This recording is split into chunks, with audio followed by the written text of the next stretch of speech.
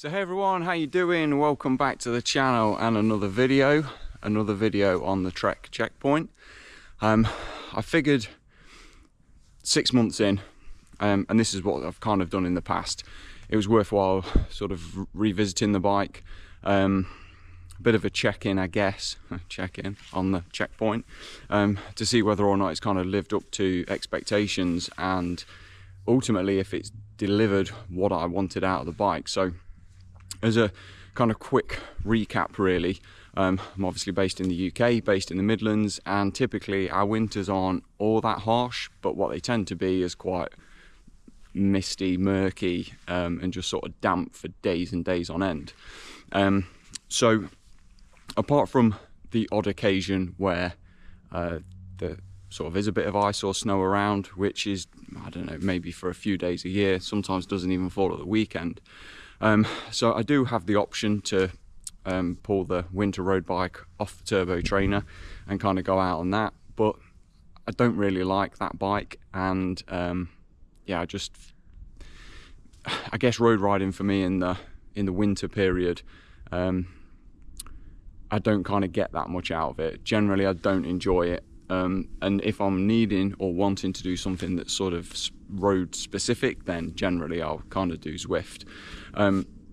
So in the main, at least over the last couple of years, I've sort of knocked a lot of the longer road rides off. Still done them on occasion, but they certainly haven't been all that regular. And sort of what I focused on mostly is time trialing, and 10-mile time trials at that. So obviously much shorter and more intense efforts. And so for me really, I wanted a bike that I could use on the road if I wanted to, but mostly sort of in between trails. I did own a Specialized Diverge in the past, and it's probably slightly unfair to do a sort of direct comparison on the basis that the Diverge was actually one of the earlier models, so the tyre clearance wasn't all that great, certainly not on the level of gravel bikes today, and definitely not on the level of the Trek checkpoint. As a result, it was okay on the road, but the gearing on it, so it came with a 2x, and I then switched it to a 1x, but again, technology just kind of wasn't there. So it was fine whilst I was on the trails, but the minute I got onto the road, it was just, yeah, massive pain. And of course, wrongly, you can't ever stop thinking, well, if I was on my road bike now, I'd be going a lot quicker. I haven't experienced that though with the checkpoint. I mean, yes, of course I would go quicker with a road bike, but it's not been the same experience that I had with the Diverge, which was very much a hell of a lot of effort for not a lot of output. So the speed was kind of never really there. And I should probably say it's not speed because I'm, really concerned about my average speed. It's more a case of I wanted to get from point A to point B quicker so that I could then get back onto the trails, and it's that I always found quite frustrating. Yeah, in terms of the bike itself, so I've owned this now for 6 months. I've probably been riding it for 5 months. I think the most that I haven't used it in those, or during those months of ownership, is probably a couple of weeks. So I did change the handlebars, and they're the same bars that probably featured in my second or third video. And I did that simply because the bars that the bike came with, which I think were 44s off the top of my head, testing my memory, far too wide for me, particularly when I'm coming from a 38cm road bar. I just noticed straight away that I was uncomfortable, despite giving them a go. I think in one of the first videos I said that I would give them a go, and I did, but that sort of, I just found that my elbows were kind of pointing out. The alternative would have been to put a longer stem on it, but I didn't really want to do that because, I'm not really that interested in sort of, getting aero. I mean, this is a gravel bike. Today I've probably averaged, I don't know, 24.5, 25k an hour. So yeah, it's just not about speed. Since the last video, more in-depth video, I have changed this seat post, so it's actually the same model as before, but for anybody who saw that, the seat post I actually ordered was one with a 25-degree setback. This is a 5, which the reason for doing that, you can see paint's been removed here on the saddle rails, and that's basically because I needed to then have it slammed all the way forward when this had a 25-degree setback. So ordered myself the correct seat post, and actually I've found so far it is more comfortable as well, probably because the saddle is centered. So I would still highly recommend those. Bit of a bargain, to be honest, compared to what the branded Canyon and is it Ergon, I think it is.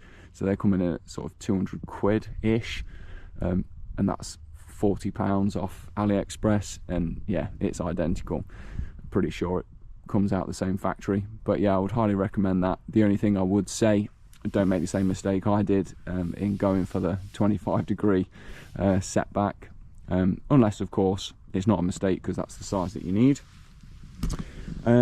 Otherwise, apart from changing the left crank arm on this, and of course changing the tyres, everything else is complete standard on it. Didn't change anything else other than the bars, the seat post, the tyres. The crank arm is actually the same as the one that the bike comes with, but it is yeah, basically the power meter model, which is okay. And to be honest, I don't really pay that much attention to what I'm doing power wise when I'm on this bike. I don't really care. This bike's sort of intended to be a means of getting out rather than just sitting in the garage on Zwift. But what it does mean is that I haven't got a blank field on the Garmin, which is always nice, because that would get quite annoying. Tyres I've been really impressed with. I mean, I don't really have too many tyres that I can compare against. On the Diverge, when I had that a few years back, I always used the Panaracer Gravel SKs, which were pretty decent, but what I did find is, hopefully this will come through okay. Yeah, what I did find is that the Gravel King SK, so the knobs, they're all really tight and close together, particularly good for that sort of champagne gravel, dare I say. But a lot of what I've ended up riding so far is sort of a mix of gravel, woodland trails, that type of thing, that can get pretty muddy. But I've used these tyres right from the get-go, and they've been really, really good.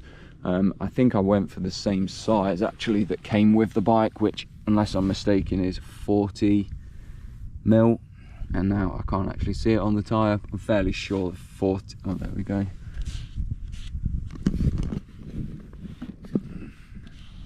Yeah, 40s. They do come in 45s, but these have been perfectly fine for me, and they've been pretty decent on the road as well, having said that. So all in, has this bike actually delivered what I wanted it to? I would say yes, it has. It's been spot on. I was going to say I've reused it more than what I expected to. That's probably not true. I've probably used it as I expected to, which has been a good thing.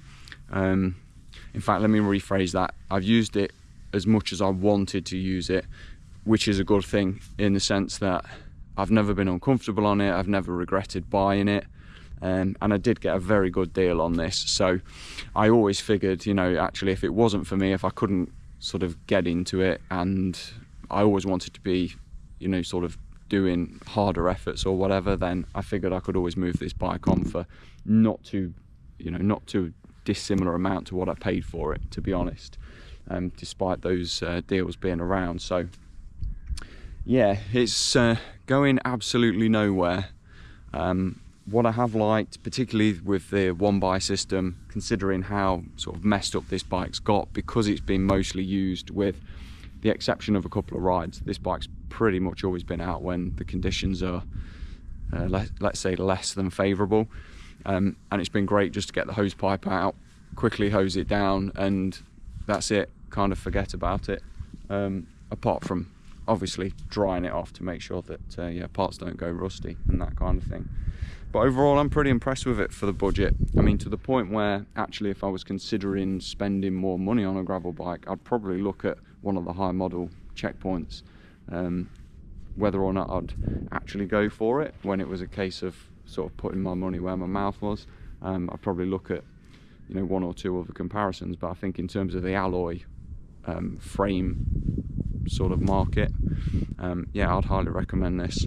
Up, I think for me in this bike, well, first of all I need to get back to the car park, but in terms of the more longer term view, so we are now fast approaching the end of 2024. I can probably expect to use this bike almost exclusively when heading out of the garage for probably the next 3 months, if we're lucky. Be 2.5 months, because then it will be good enough to be able to take sort of time trial and road bikes and back out. But let's say, yeah, worst case is another 3 months worth of use out of this. I then think what I'll probably do is give the bike sort of the best strip down that I can possibly do. Have a look over bearings, sort of the headset, the wheels, that type of thing, and then, yeah, make a call as to whether or not I can get away with just a sort of light service, or whether, you know, things like headset bearings have taken too much of a battering and then kind of actually need replacing. I think that's probably you know, quite an important point, really, because where I see a lot of people who would buy this bike is, you know, they want it to be at least lasting a couple of years before they've got to go through that type of thing, because they just want to be able to enjoy the bike when they want to enjoy the bike without sort of going through any real serious heavy maintenance. So I think that will be a good thing to look at, and I'm kind of toying with the idea of whether or not I upgrade the wheels.